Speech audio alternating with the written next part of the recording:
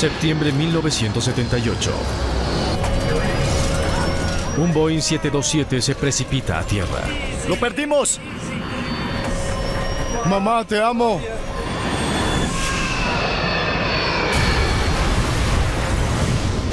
San Diego se convierte en el escenario del peor desastre de aviación en la historia estadounidense.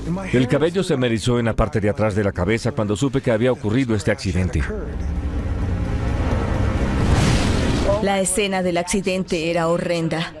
Mi preocupación era cómo iría a armar este rompecabezas. La evidencia lleva a los investigadores a una sorprendente conclusión. Sí, antes de girar. Un momento. Un trágico accidente pudo causarse Sí, antes de girar, en dirección del viento lo vi. por una sola palabra mal entendida. Mayday, Mayday.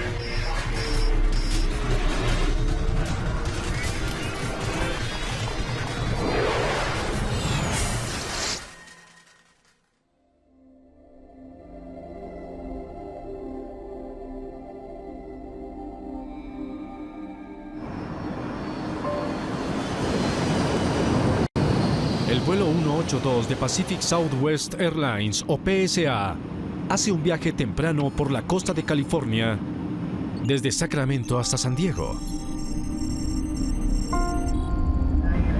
El primer oficial, Buck Fox, está al mando. Aproximación PSA 182, saliendo de 95, descendiendo a 7000 pies. Con 9 años de servicio con PSA, pronto será ascendido a capitán. El capitán Jim McFerron trabaja con la aerolínea desde hace 17 años. Conocido como piloto innato, sus colegas tienen de él un alto concepto. Este es el segundo vuelo del día para los dos. PSA 182, autorizado para aproximación visual. Autorizado para aproximación visual 27. Entre los 128 pasajeros hay 30 empleados de Pacific Southwest. Muchos se dirigen a la sede principal de la compañía en San Diego. PSA era una muy buena aerolínea. Tenía un excelente historial de mantenimiento y de seguridad. Era reconocida en la industria como una de las mejores. Los pilotos son cautelosos cuando llegan a San Diego. Linder Field es el aeropuerto de una sola pista de mayor tráfico en Norteamérica.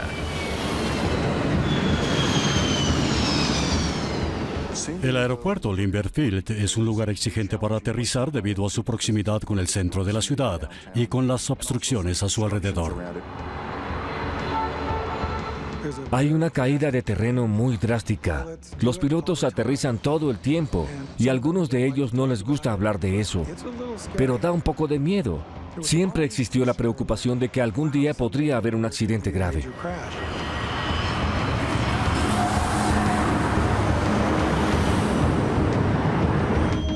Otros aeropuertos cercanos tienen alto tráfico de aviones comerciales, militares y privados.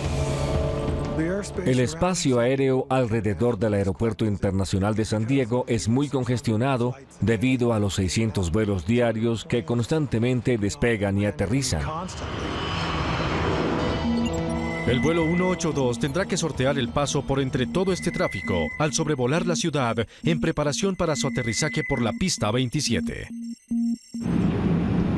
Martin Wayne está en la consola del ingeniero. Cuando se aproximan al aeropuerto, se comunica con la oficina principal de la compañía. Salimos de Los Ángeles a las 09:05. PSA 182, Roger. Un poco tarde, pero gracias. Le di mi informe y se rió. Desquítate informando el siguiente despegue. Buen apunte. Aunque eran divertidos y relajados, no dejaban de ser profesionales. Las tripulaciones, afables, transmitían la sensación de que querían que voláramos en sus aviones. Sencillamente maravilloso. Atrapa y disfruta nuestra sonrisa, era su lema.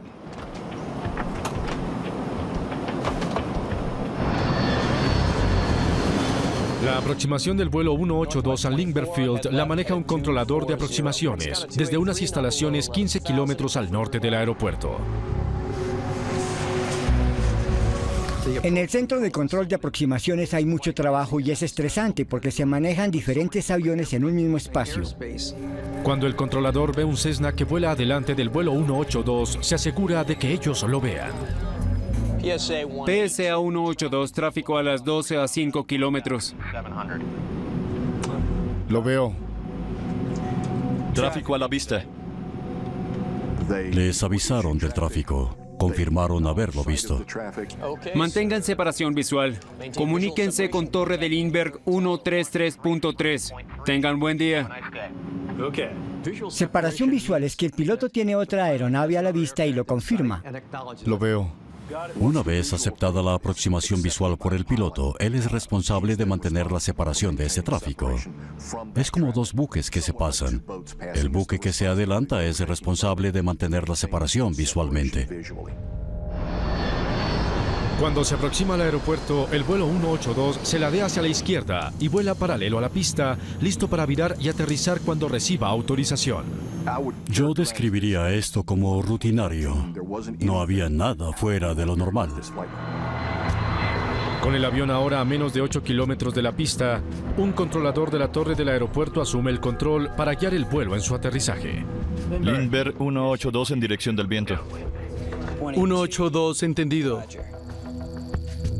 Dentro de la zona de tráfico del aeropuerto, en un radio de 8 kilómetros, el controlador guía los aviones que llegan o despegan. El controlador de la torre maneja varios aviones, además del PSA 727. PSA 182, hay un Cessna a 1,5 kilómetros. Como Lindbergh solo tiene una pista, el controlador de tráfico aéreo determina las distancias por la diferencia en velocidades de las aeronaves. PSA 182 puede aterrizar. 182 copiado. La velocidad de aproximación del jet es más rápida que la del Cessna. Debe existir más espacio.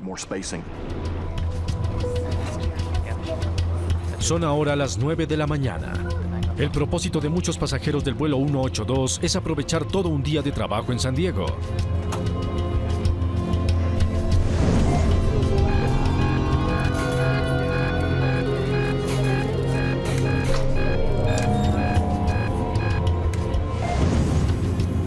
Tren de aterrizaje. A minutos de aterrizar, el piloto Bob Fox divisa un avión en la distancia. Hay uno debajo. Observo ese que entra por allá.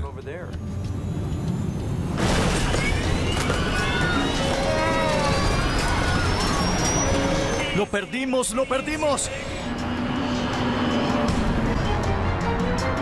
Por casualidad, un fotógrafo profesional ve el vuelo 182 en llamas. ¿Qué sucede? Es grave. Nos han chocado. Chocamos. Rayos.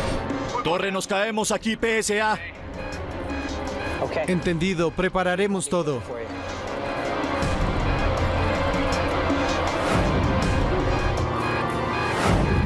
El radar del controlador de aproximación revela que el 727 chocó con el Cessna. Dios, lluvia de aluminio. Que dos aeronaves guiadas por un controlador choquen es su peor pesadilla. No creo que exista algo igual. Nos caemos, prepárate. ¡Lo perdimos! Mamá, te amo.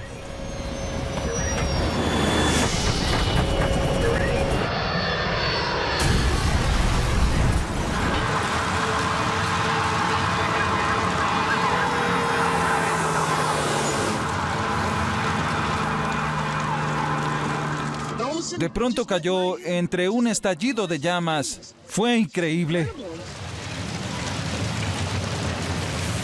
Un momento. No podemos hacer nada. Por favor, retirémonos.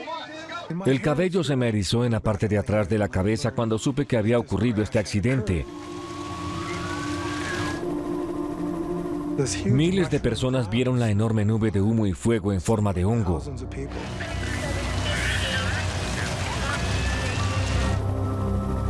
Dos aviones chocaron y cayeron sobre San Diego. La ciudad está conmocionada. Pero la verdadera magnitud de la tragedia solo empieza a surgir.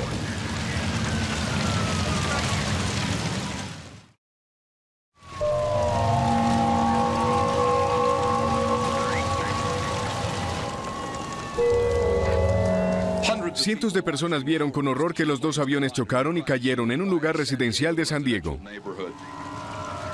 Es el desastre más grande que ha ocurrido en el condado de San Diego. Un testigo vio caer cuerpos encima de un auto. 2 cuerpos cayeron del avión de PSA. Uno pasó por entre el parabrisas. El otro golpeó un auto y mató a un bebé de 4 meses. Los oficiales de policía cubrieron los cuerpos. Era lo único que podían hacer. Se teme que todas las personas a bordo de los dos aviones estén muertas. El avión de PSA cayó en las calles Dwight y Nile. El Cessna cayó a unas 6 calles de distancia, en la calle 32 con Polk.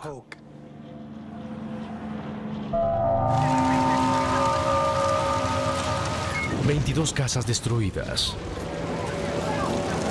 ...7 residentes muertos... ...9 más heridos... La ciudad se siente agobiada. Oímos la noticia y vinimos a ver cómo podíamos ayudar. Hemos caminado de un lado a otro llevando agua. La escena es aterradora, es horrible. Greg Clark es un oficial de policía de San Diego que acude inmediatamente a la escena del accidente para ayudar a buscar sobrevivientes. Parecía como si hubiera caído una bomba. Todo el paso de la aeronave quedó completamente destruido. Recuerdo que había sillas incrustadas en las paredes de las casas y pedazos de fuselaje por todos lados.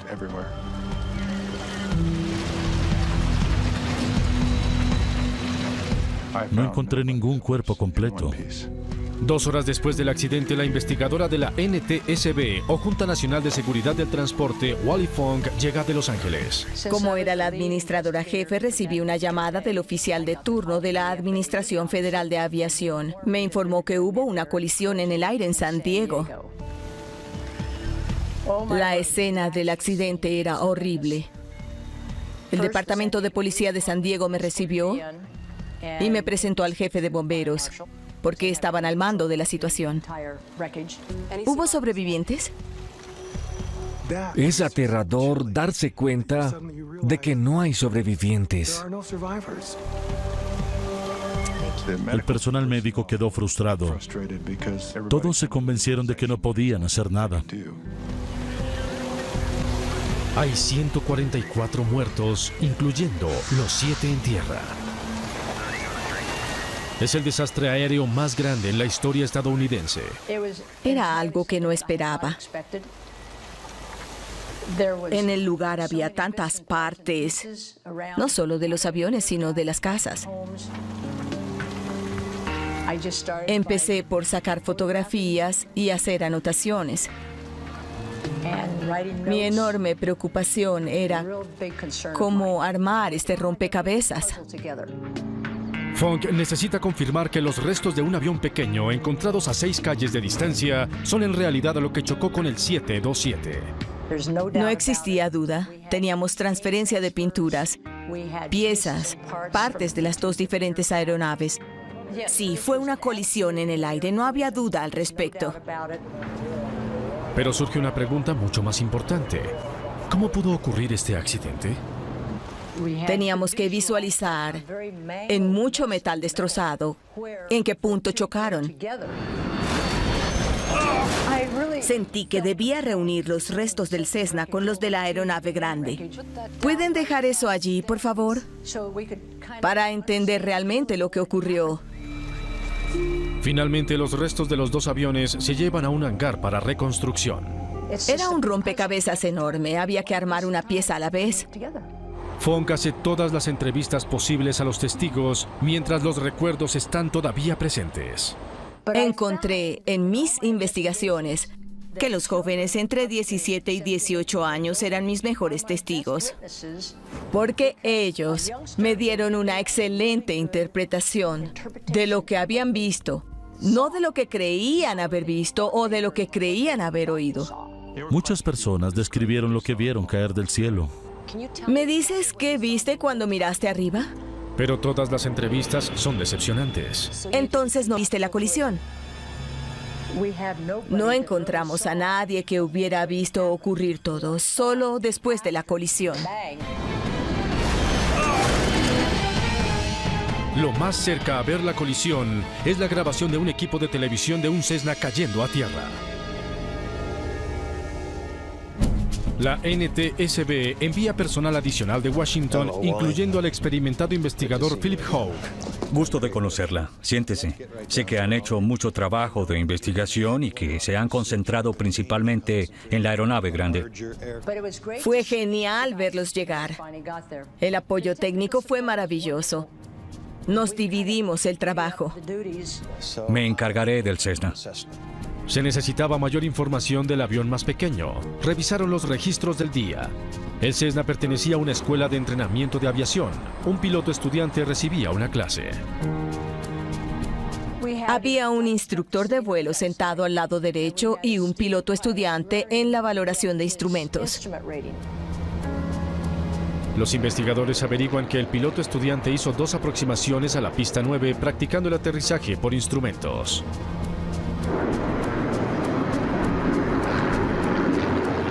Los pilotos de instrumentos requieren más práctica en la aproximación a las pistas. Los medios locales llegan a una conclusión apresurada. Muchas personas creían que este accidente había ocurrido por la falta de experiencia del piloto del Cessna. En la mente del público viajero y en la de los medios existe la creencia de que los aviones comerciales deben tener prioridad en la llegada y salida de los aeropuertos. Y eso no es así. El primero que llegue es el primero que se atiende. Tratándose de un avión comercial con trayecto asignado que llega a un aeropuerto importante, la gente quiere saber por qué el avión pequeño estaba allá arriba. Se espera que las cajas negras rescatadas del lugar del accidente ayuden a contestar esta pregunta. Una estaba adelante, que era la grabadora de voz, y la otra debajo de la escalera. Era la grabadora de instrumentos. Las llevaron a Washington, descifraron lo que se dijo en la cabina de mando y lo que los instrumentos indicaron, y eso tomó mucho tiempo. Entre tanto, los investigadores interrogan al primero de los 2 controladores que guiaron los aviones. Quiero ver las trayectorias del vuelo. El controlador de aproximación recuerda las rutas programadas de los 2 aviones, pero no está seguro cuáles rutas volaron realmente porque el radar de aproximación no se registra. El 727 volaba hacia el este para dar la vuelta y aterrizar en la pista 27. Y el Cessna volaba hacia el noreste, pero estaba a kilómetros. Probablemente se dirigía a casa después de hacer aproximaciones. Estaban como a 1,5 kilómetros. Como había aterrizado varias veces en Lindbergh como piloto, se me ocurrió, ¿estaban en los rumbos y altitudes correctos? Conocer las trayectorias de vuelo exactas requerirá cálculos complejos que incluyen información de una estación de tráfico aéreo en Los Ángeles. Entre tanto, una transcripción de la conversación del controlador con ambos aviones revela que cada uno de los pilotos conocía la posición del otro. La tripulación de PSA informó haber visto el Cessna cuando existían 4.83 kilómetros de separación entre los dos. Los aviones debían estar más o menos aquí. Y aquí. Lo veo. Tráfico a la vista. Al piloto del Cessna también se le informó del 727 que iba atrás. Tráfico a las 6. 3 kilómetros con rumbo este. Un jet PSA entrando a Lindbergh. Los investigadores quieren saber si los pilotos de ambos aviones tenían conocimiento uno del otro. ¿Por qué chocaron sus aviones? Un nuevo equipo de radar instalado un mes antes estaba diseñado para evitar exactamente este tipo de incidente. El sistema de alerta de colisiones se instaló para evitar accidentes y avisar a los controladores de una posible colisión. ¿No recibió ninguna advertencia? La recibimos. y la ignoramos. Explique. Cuando sonó la alerta se lo mencioné a mi supervisor.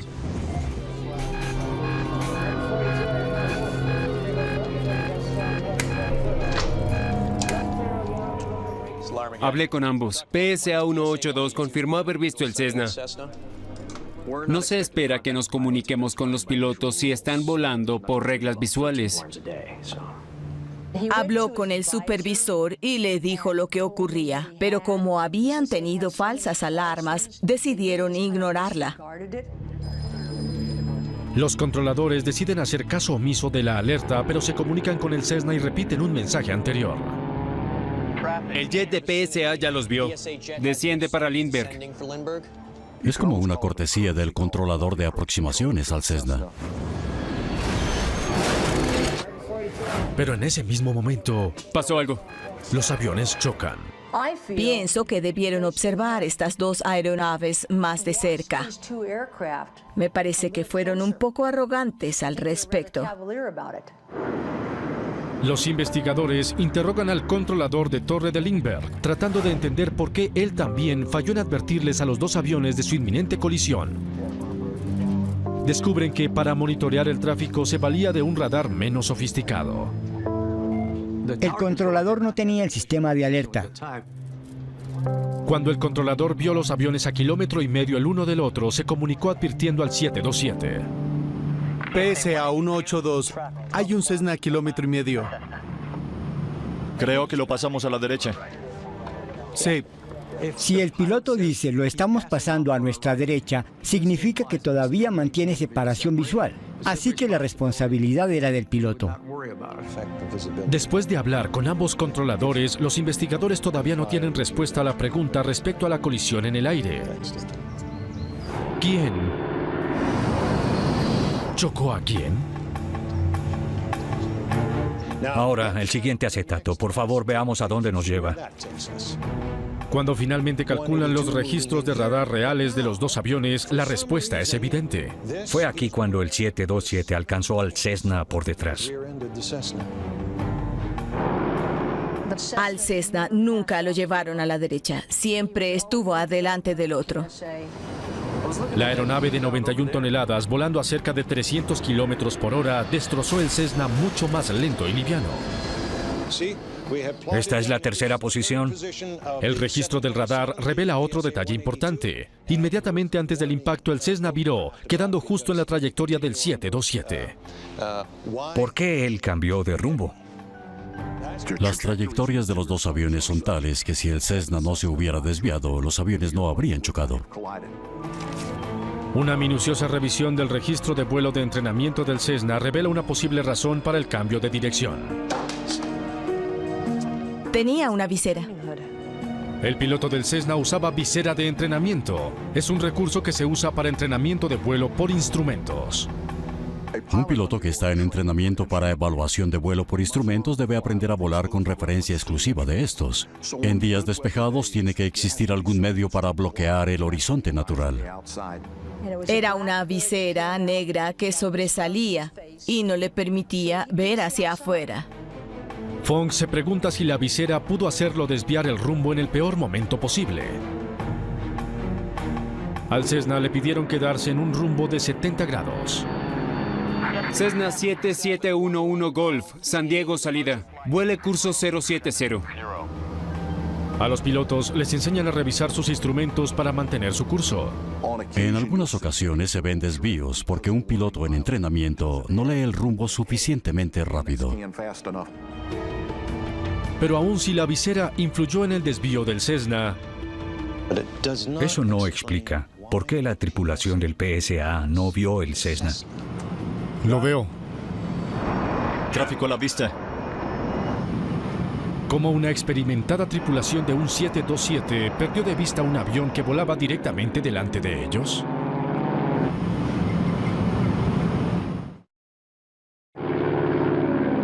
Los investigadores se dan cuenta ahora de que quizá nunca sepan por qué el piloto de un Cessna cambió de rumbo, poniéndolo en la misma trayectoria del vuelo de un 727. ¿Por qué el piloto del Cessna no siguió el curso asignado? No puedo responder eso. Es importante saber que ese desvío no era tan severo como para que el controlador lo llamara y le dijera cuál es su rumbo. Es evidente que se desviaron según el radar, pero la trascendencia de eso es más cuestionable. Lo que no está en discusión es que la tripulación del 727 tenía la responsabilidad de evitar el Cessna. Cuando la tripulación confirmó que había visto el Cessna, se hizo responsable de mantener la separación entre las dos aeronaves. En Washington, los investigadores revisan los últimos momentos de la tripulación del PSA en la grabación de voz de la cabina de mando recuperada. Bien, hágalo. ¿Dejamos el Cessna atrás? Se supone. Sí. Eso espero. Sí. Un momento. Devuélvala. Philip Hogg se concentra en la conversación grabada 35 segundos antes de la colisión.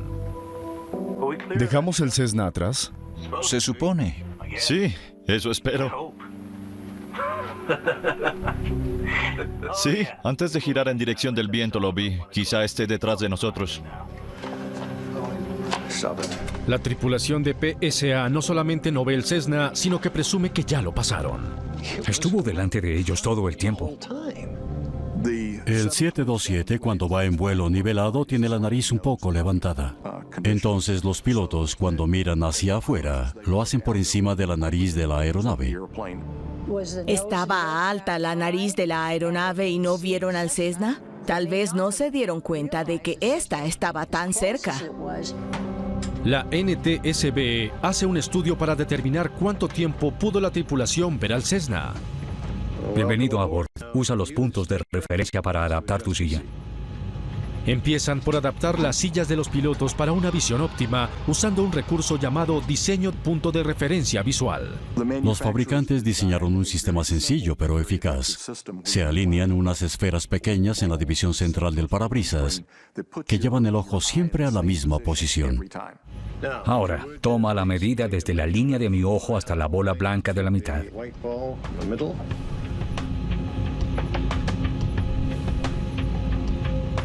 Ahora desde el globo ocular hasta el piso, por favor. Una vez determinadas las posiciones visuales de los pilotos, el fotógrafo usa una cámara especial para tomar imágenes panorámicas del campo de visión de cada piloto.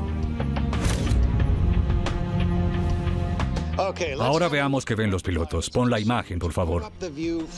Empieza con el campo de visión del piloto. Los registros de radar proporcionan el rumbo, el cabeceo y el ángulo de inclinación del Cessna. Trazan esta información encima de las fotografías a intervalos de 10 segundos. Veamos qué puede ver el copiloto, por favor. Lo que encuentran es sorprendente. Un periodo de tiempo más largo del esperado durante el cual la tripulación de PSA podía ver el Cessna. 170 segundos de visión despejada.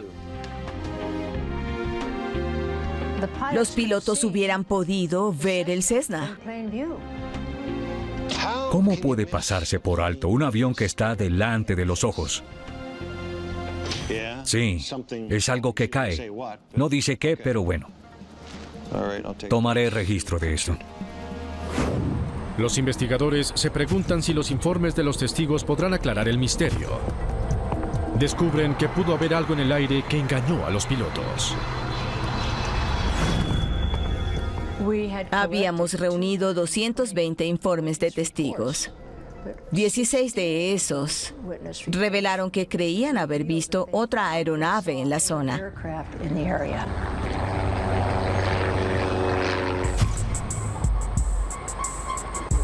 Los controladores de tráfico aéreo no recuerdan un tercer avión volando cerca, pero muchos aviones pequeños no llevan transponder, el equipo necesario para identificarlos. Si la aeronave no tenía transponder, pudo no ser visible para el radar en las instalaciones de San Diego. Los investigadores estudian las grabaciones de la cabina de mando más detalladamente en busca de indicios de un tercer avión. Antes de girar en dirección del viento lo vi. Quizá esté detrás de nosotros. 35 segundos antes de la colisión, la tripulación asumió que el Cessna estaba seguro fuera de su trayectoria. Pero la referencia del capitán a la una parece extraña. Las trayectorias de vuelo de los dos aviones muestran que el Cessna nunca estuvo en esa posición. El Cessna estaba a sus 11. ¿Cuál avión buscaban entonces? El hecho de estar a la 1 en vez de a las 11 indica que existe la posibilidad de que vieran otra aeronave. Es posible que haya sido a una distancia considerable. Luego otro indicio de un posible tercer avión. Hay uno debajo. Observo ese que entra por allá. El avión que ve llega. Significa que vuela en dirección contraria al Cessna colisionado. El hecho de que hubieran visto una aeronave diferente es muy creíble. Pero ¿cuál avión exactamente? Quizá nunca se sepa, aún teniendo en cuenta 16 informes de otra aeronave vista. El equipo concluyó que los 16 testigos no podían, en realidad, poner a una aeronave en esa zona en ese momento en particular.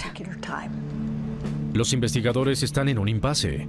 Su estudio de visibilidad les dice que el Cessna estuvo técnicamente visible durante 170 segundos, casi 3 minutos.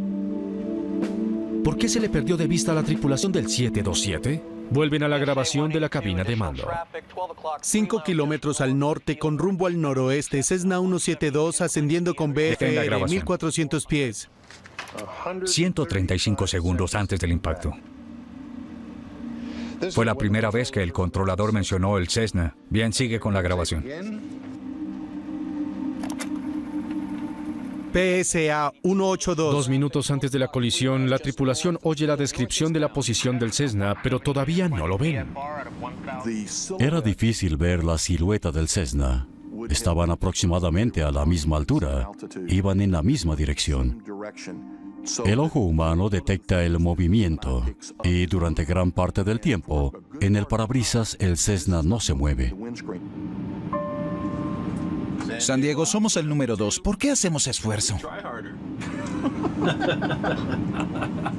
El Cessna ha estado visible durante 80 segundos por su ventana, pero la tripulación no lo ha visto. 90 segundos antes del impacto reciben otra advertencia. Después de conocer lo que decía la grabación de voz de la cabina de mando, su conversación los distrajo, en mi opinión. Inicia la grabación. PSA 182, tráfico a las 12 a 5 kilómetros. Lo veo. Tráfico a la vista. Deténla. 85 segundos antes del impacto, los pilotos del 727 ven el Cessna que vuela adelante de ellos.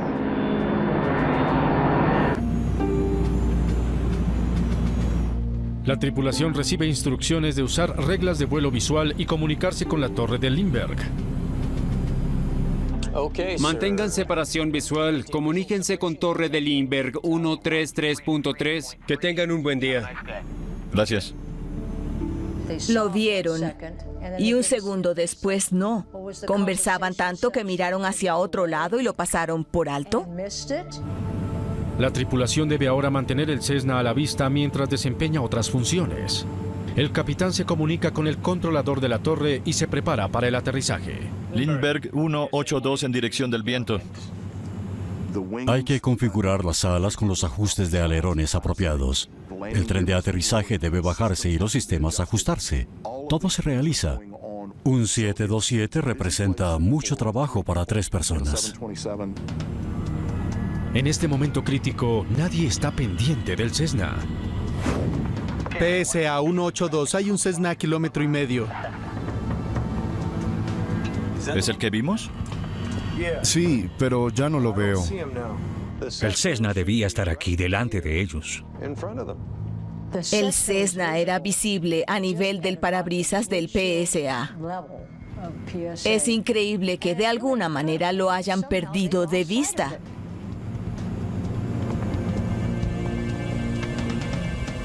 ¿Puedes mostrarme cómo ajustas tu silla normalmente? Pero cuando los investigadores ven cómo ajustan sus sillas los pilotos de PSA, empiezan a entender cómo la tripulación pudo perder el Cessna de vista. ¿Es todo? ¿No usas tus puntos de referencia? No es requisito usar el diseño de punto de referencia visual del fabricante. Los investigadores descubren que muchos pilotos ajustan las sillas a su acomodo. Ellos son muy inteligentes, aprenden rápidamente a ajustar sus sillas en la posición más cómoda. Algunos bajan la silla para ver mejor los instrumentos. Desde esta nueva posición de silla, se vuelve a calcular la localización del Cessna en el parabrisas. Los resultados muestran una diferencia importante entre las dos posiciones de silla. Con esta nueva posición, el Cessna solo hubiera estado a la vista de la tripulación durante 5 a 10 segundos, no unos minutos. Solo 5 segundos, es todo. Los pilotos no podían ver el Cessna, ni tener referencia de él porque estaba por debajo de la nariz. Si hubieran levantado la cabeza era visible, de lo contrario estaba por debajo del parabrisas. Juguemos a encontrar el Cessna. Pero aún asumiendo que la tripulación se hubiera inclinado hacia adelante, los investigadores ahora se dan cuenta de que hubieran afrontado otros problemas para divisar al Cessna. Está casi camuflado. Es difícil de captar y el terreno empeora la situación, porque hay techos blancos, oscuros, carreteras, lagos, árboles. El fondo cambia y la aeronave se desplaza sobre él. ¿Es el que vimos? Sí, pero ya no lo veo. El Cessna vuela ahora demasiado cerca del 727 para verlo sin inclinarse hacia adelante y está contra un fondo que lo hace difícil de reconocer. 182, puede aterrizar. 182, copiado. Es inminente ahora una colisión, y los 6 hombres que podrían evitarla son ajenos a lo que ocurre. El piloto del Cessna no puede mirar por la ventana. Su entrenador no se da cuenta que el avión se desvió de rumbo. La tripulación del 727 tiene el Cessna en un punto ciego, pero ambos controladores asumen que la tripulación ve el Cessna y lo evitará. Hay una sola cosa que puede detener la ocurrencia de este accidente, y 144 vidas dependen de eso. El capitán del PSA debió decirle a la torre, ya no lo veo. El capitán McFerron le mencionará el Cessna a la torre, pero un malentendido sobre una sola palabra será fatal. Los dos aviones están a 70 segundos de chocar encima de San Diego. PSA 182, hay un Cessna a 1,5 kilómetros. Alerones 5. ¿Es el que vimos?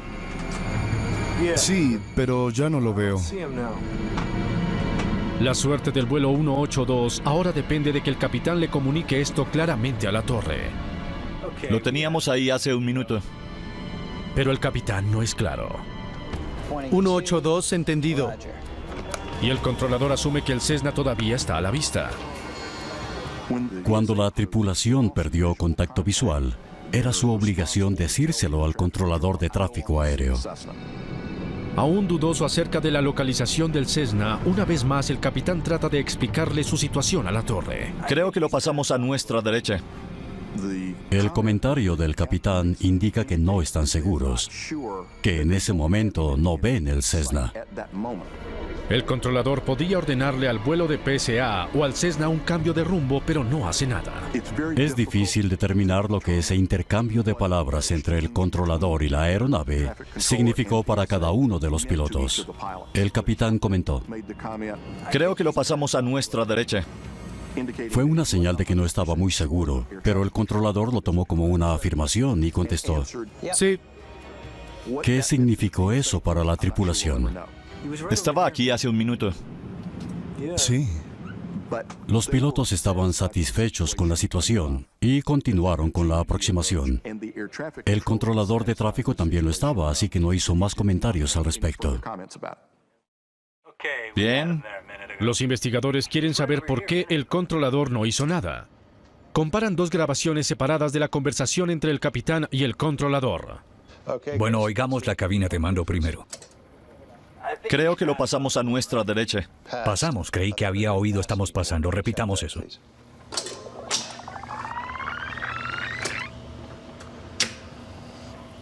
Creo que lo pasamos a nuestra derecha. Dice pasamos. Comparemos con la torre, porque creo que hoy estamos pasando. Hacen un descubrimiento alarmante. Creo que lo estamos pasando a nuestra derecha. Estamos pasando. Yo tenía razón. Se oye como estamos pasando. Debido a la estática radial, el controlador oyó "lo estamos pasando" en vez de "lo pasamos". La diferencia pudo sellar el destino del vuelo 182. Estamos pasando. La diferencia es grande. Las grabaciones revelan que mientras el piloto del vuelo de PSA 182 dijo una cosa, el controlador de la torre de Lindbergh oyó algo diferente. Creo que lo estamos pasando a nuestra derecha. Sí. Ahora los investigadores entienden por qué el controlador no hizo nada. Si hubiera oído las palabras "lo pasamos a nuestra derecha", hubiera visto en su radar que el piloto estaba equivocado y que el 727 no había pasado al Cessna. El controlador escuchó "está a nuestra derecha". Eso indicaba que tenían contacto visual con el Cessna. Creyó que el piloto estaba manteniendo la separación. La responsabilidad era del piloto y no había por qué preocuparse. En la primavera de 1979, los investigadores finalmente llegan a una conclusión respecto a la culpabilidad. En su informe, la Junta fue muy clara en expresar que evidentemente la tripulación no vio la aeronave al Cessna a tiempo para desviarse y evitar la catástrofe. Cuando la tripulación perdió contacto visual, tenía la obligación de informárselo al controlador de tráfico aéreo, y eso no se hizo. El piloto del Cessna también se menciona como factor por cambiar de rumbo sin notificar a la torre. A ambos controladores se les critica por no seguir el protocolo. Han debido darle a la tripulación del 727 el rumbo específico del Cessna.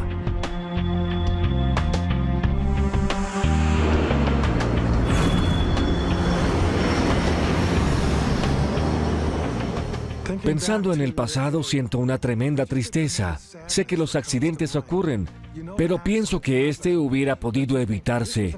Lamentablemente, no fue así.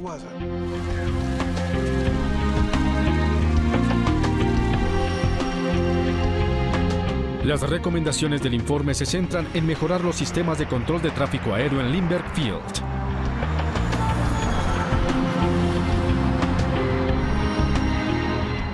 Cambiaron sus procedimientos después de esto. Establecieron una zona de control de terminal y restricciones sobre la clase de tráfico que podía volar y las altitudes permitidas. Esto para garantizar operaciones más seguras.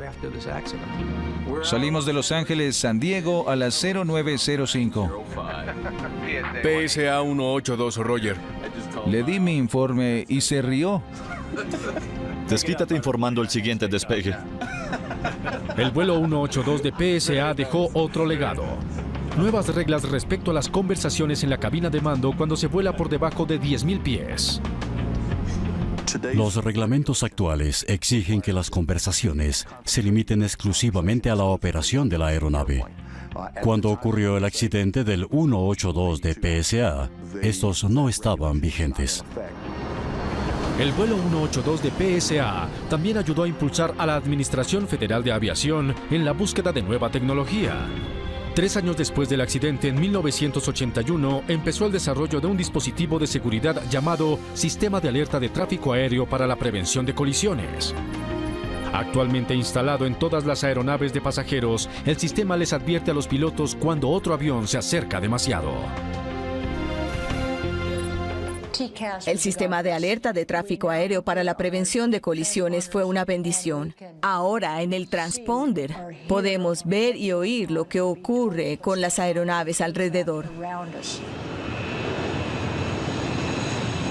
Hay enormes progresos para la aviación, para que sea más segura y que los pasajeros puedan volar tranquilos, sabiendo que su avión los llevará a donde quieren.